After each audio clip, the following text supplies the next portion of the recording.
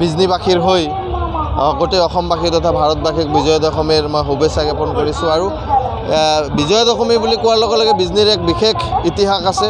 সেইটো হৈছে আমি প্ৰায় বিজনী বান্ধৱ হায়াৰ ছেকেণ্ডেৰী স্কুলত প্ৰায় 40খন কৈ আমাৰ দুৰ্গা প্ৰতিমা এক গোট হৈ আৰু আমাৰ চিৰিয়েল নম্বৰ দিয়া আছে। আৰু চিৰিয়েল নম্বৰ অনুযায়ী এটা এটাকৈ প্ৰথম আমাৰ বৰকালিবাৰী হয়, তাৰপিছত আমাৰ ৰেলৱে কলনী সেইটো হয়। ঠিক তেনেকৈ আমি এটা এটাকৈ নাম্বাৰ চিৰিয়েল নাম্বাৰ হিচাপে খুব শৃংখলাবদ্ধভাৱে আমাৰ গোটেই বিসৰ্জনবোৰ হৈ যায় আৰু সকলোৱে শৃংখলাবদ্ধভাৱে কৰে। আপোনালোকে চাইছে যে ইমান হাজাৰ হাজাৰ মানুহৰ মাজতো কোনো অপ্ৰীতিকৰ ঘটনা নহৈ পেলাই আমাৰ বিজয়া দশমী ইতিমধ্যে যিমান বছৰ হৈছে সিমান বছৰ সঠিকভাৱে হৈ গৈছে। আজিও মই সকলোকে অনুৰোধ কৰিম শৃংখলাবদ্ধভাৱে আমাৰ এই দশমীক মাৰ বিসৰ্জন সম্পূৰ্ণ কৰাৰ কাৰণে, কাৰণ আমি আমাৰ সংস্কৃতি বচাই ৰাখিব লাগিব। আমি আমাৰ যুৱ প্ৰজন্মক সেই শিক্ষাটো দি যাব লাগিব। তেতিয়াহ'লেহে আমাৰ পূজাৰ যিটো অৰ্থ, আমি বিশ্ব শান্তিৰ কাৰণে, ভাৰতবৰ্ষ এটা দেশ যে বিশ্ব শান্তিৰ কাৰণে পূজা অৰ্চনা কৰে, তো সেই দেশৰ যি সংস্কৃতিক আমি সদায় আগুৱাই লৈ যাব লাগিব।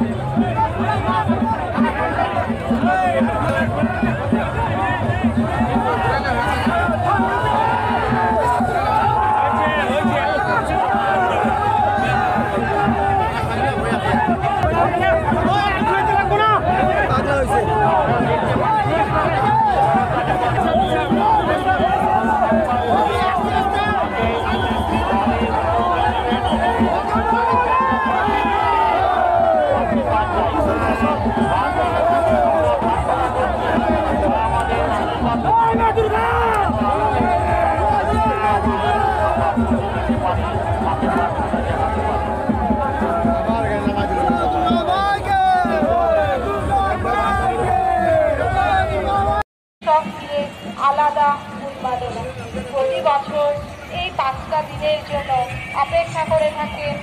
আগমনে সকল দুঃখ ভুলে বেঁচে ওঠেন আনন্দে, ভক্তি ভরে তার সঙ্গে সকলে পুজো করে মাকে।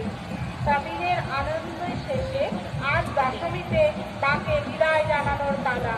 এই দিনে সকলকে জানায় পৌরসভার তরফ থেকে শারদীয় শুভেচ্ছা ও অভিনন্দন।